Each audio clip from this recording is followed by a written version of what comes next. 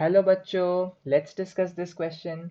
What is common between chloroplast, chromoplast and leucoplasts? A. Presence of pigments. B. Position of thylakoids and grana. C. Storage of starch, proteins and lipids. या D. Ability to multiply by a fission-like process. इस question को समझने का जो की concept है वो है प्लास्टिड्स। हमको पता है कि हमारे पास प्लांट्स में तीन तरह के प्लास्टिड्स होते हैं। एक होता है आपका क्लोरोप्लास्ट, एक होता है आपका क्रोमोप्लास्ट और लास्ट होता है आपका ल्यूकोप्लास्ट। तो सबसे पहले क्लोरोप्लास्ट हमें पता है कि क्लोरोफिल कंटेनिंग होता है। क्लोरोफिल कंटेनिंग जो क्रोमोप्लास्ट है वो क्लोरोफिल छोड़ के बाकी सारे पिगमेंट्स को कंटेन करता है। Contains all pigments except chlorophyll.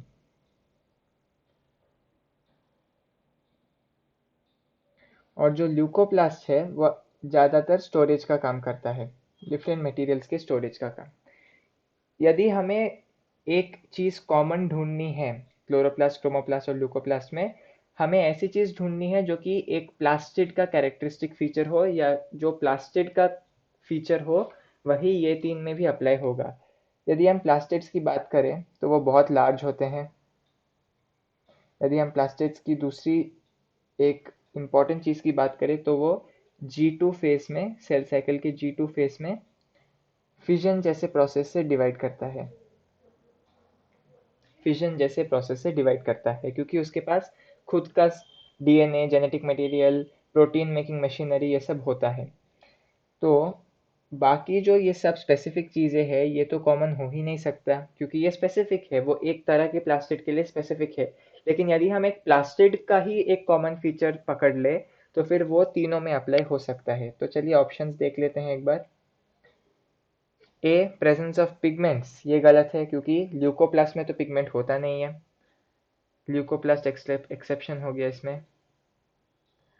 Position of थाइलाकोइड्स and ग्राना, ये भी गलत है क्योंकि ये सिर्फ क्लोरोप्लास्ट में होता है। लिख देते हैं ल्यूकोप्लास्ट एब्सेंट, यहाँ पर chloroplast only. Storage of starch, proteins and lipids गलत, ये हो गया ल्यूकोप्लास्ट का फंक्शन। और चौथा ऑप्शन है ability to multiply by fission like process, ये सही है क्योंकि ये एक प्लास्टिड का फीचर है। So the correct option to this question is option D, ability to multiply by a fission like process. Hope you have understood it well. All the best.